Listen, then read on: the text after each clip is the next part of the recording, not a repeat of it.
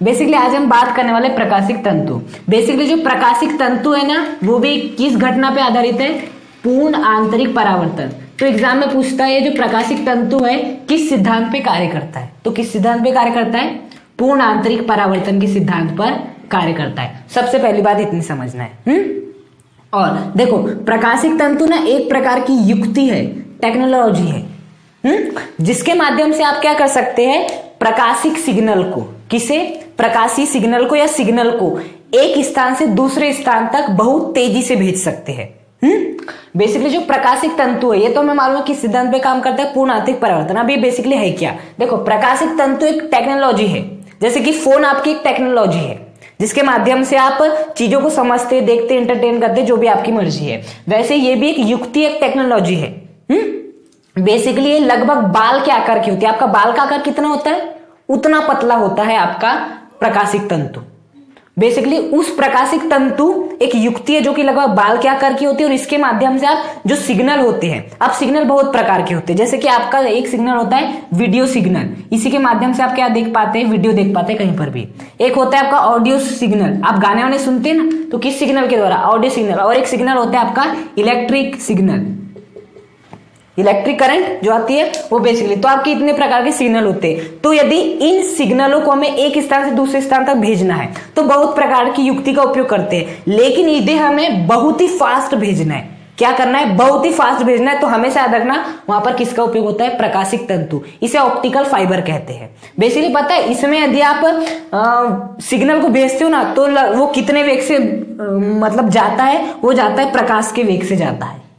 किसके वेग से जाता है? प्रकाश के वेग से। प्रकाश का वेग कितना होता है? 3 × 10⁸ मीटर पर सेकेंड। तो जो आपका प्रकाशिक तंतु युक्ति है, उसके अंदर जो प्रकाशीय जो सिग्नल जाते हैं, उनका वेग कितना होता है? 3 लाख किलोमीटर प्रति सेकेंड। एक सेकंड में 3 लाख किलोमीटर इतना होता है आपका। तो हमेशा याद रखना, यदि कहीं पर भी आपके कोई भी सिग्नल बहुत अधिक तेजी से भेजे जा रहे, बहुत फास्ट तरीके से भेजे जा रहे, तो एक बात पक्की होगी कि वहां पर किसका उपयोग हो रहा है? प्रकाशिक तंतु का उपयोग हो रहा है। और बेसिकली महंगे भी बहुत आते हैं। तो प्रकाशिक तंतु पूर्ण आंतरिक परावर्तन सिद्धांत पे आधारित है, और बेसिकली एक प्रकार की युक्ति है जिसकी सहायता से हम जो प्रकाशीय सिग्नल होते हैं, बहुत प्रकाशीय सिग्नल होते हैं, video signal, audio signal, electric signal, इन्हें क्या करते हैं? एक स्थान से दूसरे स्थान तक संप्रेषित करते, मतलब भेजते हैं।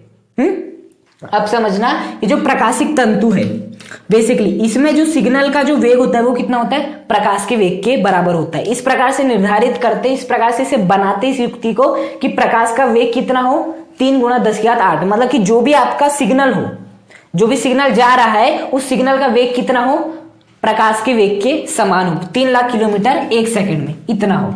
बेसिकली अब देखना जो प्रकाशिक तंतु की संरचना कैसी होती है। देखना, जो कि प्रकाशिक तंतु है ना, लगभग बाल के आकार का होता है। सोचो बाल कितना पतला होता है, एक बाल कितना पतला होता है? लगभग उतना पतला होता है, उससे बस थोड़ा सा बड़ा रहता है, थोड़ा सा। आप ऐसा बोल सकते हो लगभग बाल के आकार का होता है। उसी बाल के आकार के यंत्र से हम क्या भेजते हैं? आपकी प्रकाशीय सिग्नल को भेजते हैं। और बेसिकली ये क्या होता है? लगभग बाल के आकार की एक नली होती है।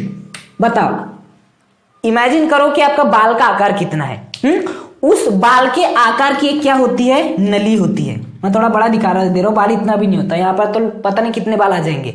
हाँ, बड़े दिखा रहा हूं। लगभग एक ऐसी कांच की एक नली होती है बाल के आकार की, और जो हम इसके ऊपर है किसका लेप चढ़ा देते हैं? बेसिकली प्लास्टिक का, ताकि वो क्या ना हो सके? टूट ना सके। और ऐसी बात है, यदि कांच की नली तो क्या हो सकती है? टूट सकती है, तो टूटे ना, जो कि बाल के आकार की, इसलिए उसके ऊपर क्या चढ़ा देते हैं? प्लास्टिक का आवरण चढ़ा देते हैं। तो बेसिकली ये क्या हो गई? इसकी संरचना हो गई। अब बेसिकली कार्य किस प्रकार से करता है वो समझो। ये तो हमें मालूम है कि पूर्ण आंतरिक परावर्तन के सिद्धांत पे कार्य करता है। हाँ, देखो यहां पर होता क्या है, इस प्रकार से मैं प्रकाशिक तंतु बना लेता हूं, ये इस प्रकार से आपका रहता है। ये क्या आपकी कांच की नली है, जिसे मैंने इस प्रकार से आपको दिखाया। चाहे तो आप सीधे भी दिखा सकते हो, आपकी मर्जी। बेसिकली बताओ, बाहर का जो माध्यम है वो क्या होगा? विरल माध्यम, वायु है। और ये किसकी बनी? बेसिकली कांच की बनी है। तो ये क्या होगा? अंदर का माध्यम सघन माध्यम होगा। क्या होगा? सघन माध्यम होगा। अब बताओ, बेसिकली जो प्रकाशिक तंतु है जो कि कांच की बनी, और इसके ऊपर किसका आवरण चढ़ा देते? प्लास्टिक का। अब प्लास्टिक के आवरण को चढ़ाना है तो अब इसको ऐसे भी दिखा सकते हो, यहाँ पर ऐसे दिखा देना कि हमने इसके ऊपर क्या चढ़ा दिए, कांच की नली के ऊपर प्लास्टिक का आवरण, ताकि ये टूटे ना, इस प्रकार से।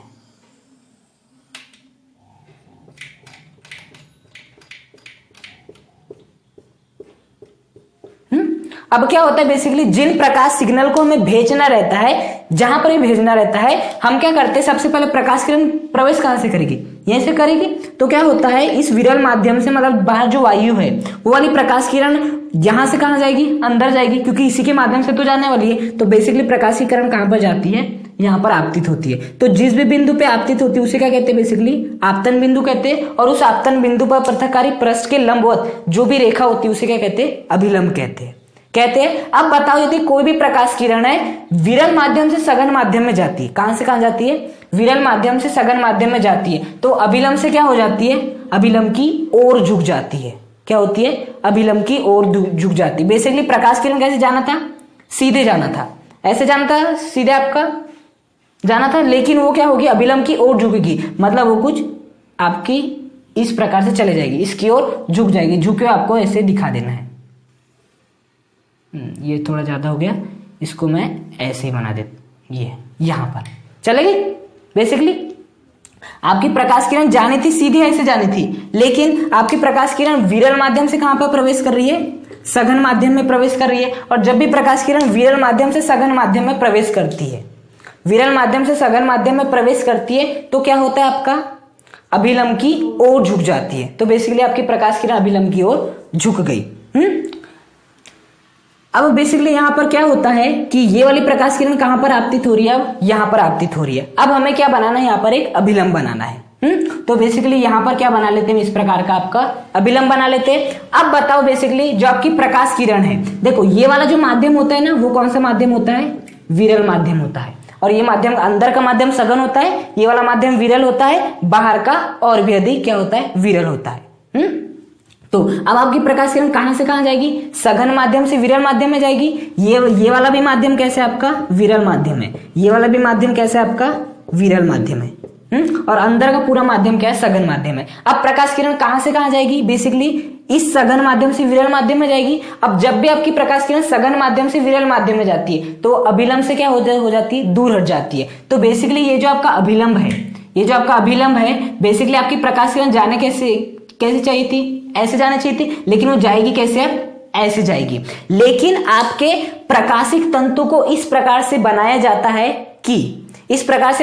है कि ये जो आपका आपतन कोण है ना, बेसिकली ये वाला अभिलंब हो गया, ये आपकी आपतित किरण हो गई, जो भी कोण बनेगा वो क्या कहलाएगा, आपतन कोण कहलाएगा। तो आपतन कोण को इस प्रकार से बनाया जाता है कि उसका मान IC से अधिक हो।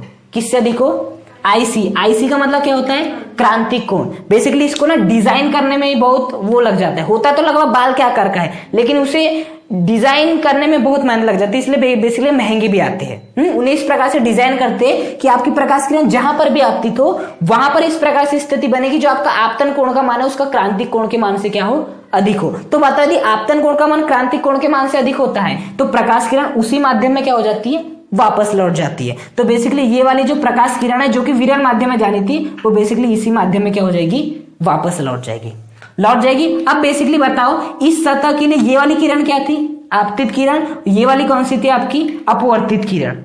अब बताओ, इस सतह के लिए ये वाली अपवर्तित किरण जो कि इसके लिए थी, वो क्या हो गई, आपतित किरण हो गई। तो बताओ, यहाँ ये वाला कौन सा माध्यम है, विरल माध्यम। प्रकाश किरण कहां से कहां जा रही है, सघन माध्यम से विरल माध्यम, तो क्या होगी, अभिलंब से क्या हो जाएगी, दूर हट जाएगी। बेसिकली क्या हो जाएगी, अभिलंब से दूर हट जाएगी, मतलब कि बेसिकली वो चले जाएगी आपके ऐसे जाने चाहिए थी। लेकिन इस प्रकार से यहाँ पे व्यवस्था होती है कि ये जो आपका आपतन कोण बनेगा, ये जो यहाँ पर आपका आपतन कोण बनेगा विलंब और आपतित किरण के बीच, इस प्रकार से डिजाइन करते हैं उसे कि उसका मान से किससे अधिक होगा, क्रांतिक कोण के मान से अधिक होगा। तो प्रकाश किरण फिर से कहां से आ जाएगी, इस प्रकार से वहां पर आपतित हो जाएगी, प्रकाश किरण उसी माध्यम में वापस लौट जाएगी। इस प्रकार से वो क्या करती रहती है, इस प्रकार से गति करते रहती है, और जहां पर भी हमें पहुंचाना रहता है वहां पर क्या हो जाती है, पहुंच जाती है। और ये जो आपकी प्रकाश किरण रहती है, इनका वेग कितना रहता है, प्रकाश के वेग के बराबर होता है।